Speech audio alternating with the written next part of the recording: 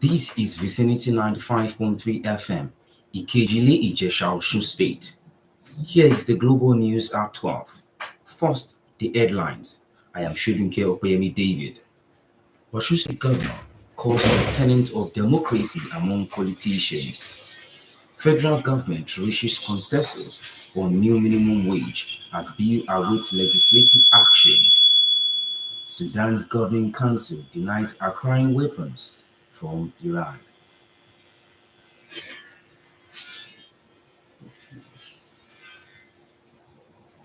Now, the news in details. Osun State Governor Ademola Adeleke says free and fair elections is the best way to honor the memory of the acclaimed winner of the June 12 presidential election, Bashorun MKO Abiola. Governor Adeleke described the free and fair election as a lifeline of any viral democracy. The governor, in a message to mark the Democracy Day, praised those who sacrificed their lives in the struggle which paved the way for the civil rule we are currently enjoying in the country. He called on politicians in the country to submit themselves to upholding the tenet of democracy by respecting the will of the people. The Nigerian Security Civil Defense Corps (NSCDC) has been asked to get its emergency response team in place ahead of the floods, which could affect 148 local governments in 31 states. The Director General of the National Emergency Management Agency (NEMA), Mrs. Subaida Umar, made the plea in Abuja during a visit to the headquarters of the NSCDC. Umar drove home the need for a close collaboration between government agencies to save lives and livelihood.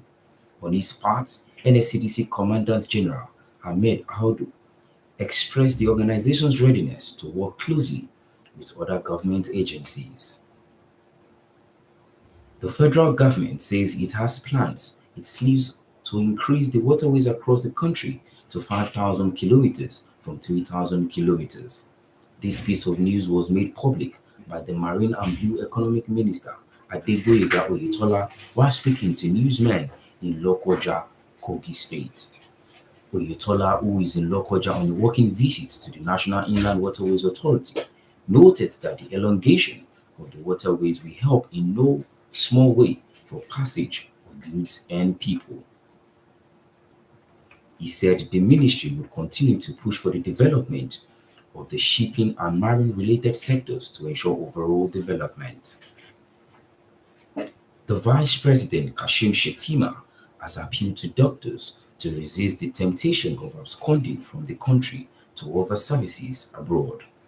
Shettima stated this when the National Executive Council of the Nigerian Medical Association (NMA), led by its newly elected president Bala Audu, paid him a courtesy visit at the presidential villa. He commended the doctors for their contribution to repositioning the health delivery system in Nigeria. Shettima urged them to encourage young doctors to specialize in the key disciplines of medical practice and also check the activities of quacks in the profession. On his part, the NMA president Audu assured the vice president that the NMA remain patriotic to the nation and would support the health policies of the government to improve health care delivery and access to health services for all Nigerians. President Bola Tinubu says consensus has been reached on the long-debated minimum wage between the federal government and the organized labor. In his national broadcast to mark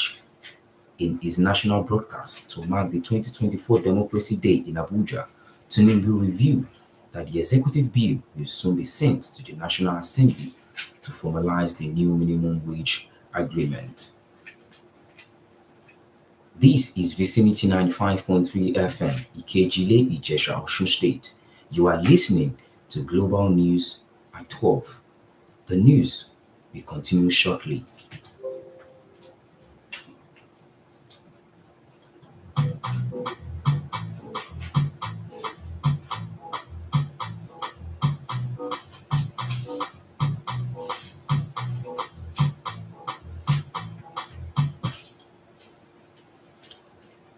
The federal government has rolled out plans to subsidize compressed natural gas (CNG) vehicles conversion kits by 50% for road transport union members across the country. Program Director and Chief Executive of the Presidential Compressed Natural Gas Initiative, Michael Oluwagbemi, said this at the Northern Stakeholders Engagement held in Kaduna. According to him, the CNG initiative was created to cushion the effect of fuel subsidy removal on Nigerians and open new investment windows for domestic and global investors in the gas sector. Now to foreign news. Iran and the United Arab Emirates (UAE) have been accused of violating UN arms embargo. They are both alleged to have supplied drones to the warring side in the 14-month conflict in Sudan. Reports say most of the drones Report says most of the drone strikes were carried out by the Sudanese army by drones from Iran. Sudan's governing council has denied acquiring weapons from Iran. It will interest you to know that Sudan had a long history of military cooperation with Iran before relations ended in 2016 due to the conflict between Saudi Arabia and Iran. Sudan took sides with Saudi Arabia.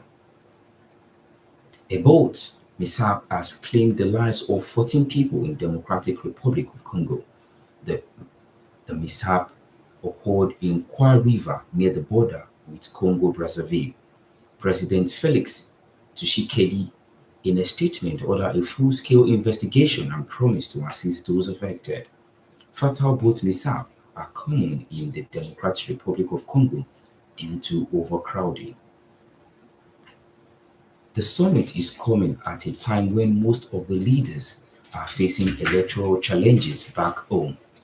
It may interest you to know that the British Prime Minister, Rishi Sunak, is down in a poll ahead of the general election next month. Leaders from seven of the world's meeting in Italy to agree on a plan to use the frozen Russian assets to raise billions of dollars in Ukraine. The meeting will also look situations in Gaza, the issue of immigration, economic security and artificial intelligence (AI). And now, sport news. The former Super Eagles assistant coach, James Peter, has recommended that more experienced coaches should work with Finidi George. Finidi has come under criticism following the Eagles' poor showing of the 2026 FIFA World Cup qualifiers after a 1-1 draw against South Africa in Rio.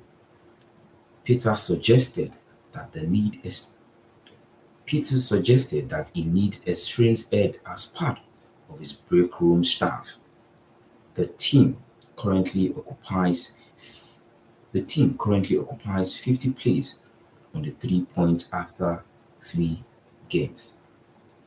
And that is the global news on Vicinity 95.3. I am Shodunike Opeyemi David.